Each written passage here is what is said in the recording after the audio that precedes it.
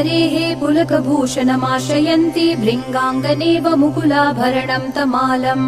अङ्गीकृताखिल विभूतिरपाङ्गलीला माङ्गल्यदास्तु मम मङ्गलदेवतायाः मुग्धा मुहुर्विदधति वदने मुरारेः प्रेमत्रपा प्रणिहितानि गतानि मालादृशोर्मधुकरीव महोत्पलेय सा मे श्रियं दिशतु सागर सम्भवायाः आमीलिताक्षमधिगम्य मुदा मुकुन्दम् आनन्दकन्दमनिमेषमनङ्गतन्त्रम् आकेकरस्थितकनीनिकपक्ष्मनेत्रम् भूत्यै भवेन्मम भुजङ्गशयाङ्गनायाः बाह्वन्तरे मधुजितश्रितकौस्तुभेय हारावलीव हरनीलमयी विभाति कामप्रदा भगवतोऽपि कटाक्षमाला कल्याणमावहतु मे कमलालयायाः कालाम्बुदारि ललितो रसिकैटभारेः धाराधरे स्फुरति या तडिदङ्गनेव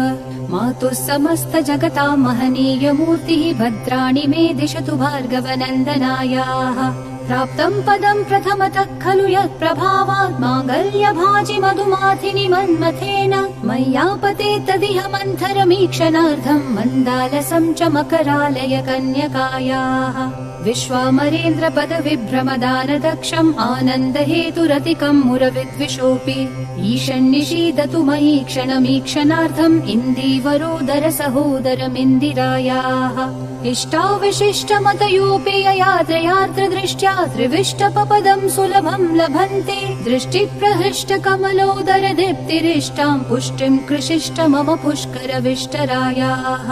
दद्यादयानुपवनो द्रविणाम्बुधाराम् अस्मिन्न किञ्चन विहङ्गशिशौ विषण्णे दुष्कर्म धर्ममपनीय चिराय दूरम् नारायण प्रणयिनी नयनाम्बुवाहः गीर्देवतेति गरुडध्वज सुन्दरीति शाकम्भरीति शशिशेखर वल्लभेति सृष्टिस्थिति प्रलय कीलिषु संस्थितायै तस्यै नमस्त्रिभुवनैक गुरोस्तरुण्यै श्रुत्यै नमोऽस्तु शुभकर्म फलप्रसूत्यै रत्यै नमोऽस्तु रमणीय गुणार्णवायै शक्त्यै नमोऽस्तु शतपत्र निकेतनायै पुष्ट्यै नमोऽस्तु पुरुषोत्तम वल्लभायै नमोऽस्तु नालीक निभाननायै नमोऽस्तु दुग्धो दधि जन्मभूम्यै नमोऽस्तु सोमामृत सोदरायै नमोऽस्तु नारायण वल्लभायै नमोऽस्तु हेमाम्बुज पीठिकायै नमोऽस्तु भूमण्डल नायिकायै नमोऽस्तु देवादिदयापरायै नमोऽस्तु शार्ङ्गायुध वल्लभायै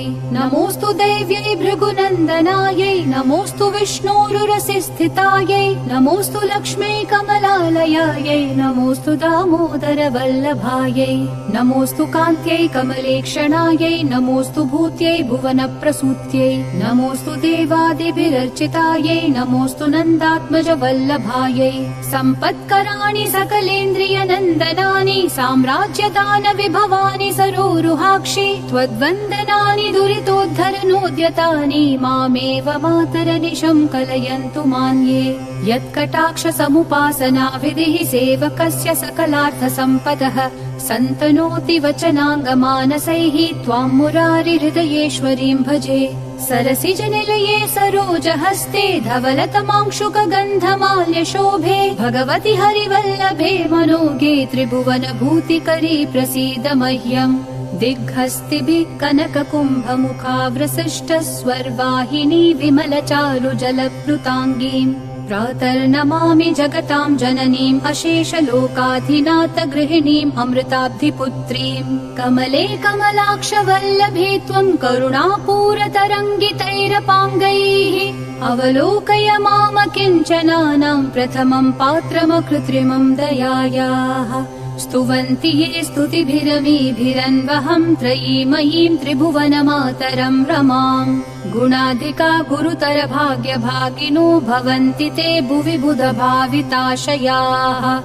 इति श्रीमच्छङ्कराचार्याकृत श्रीकनकधारा स्तोत्रम् सम्पूर्णम्।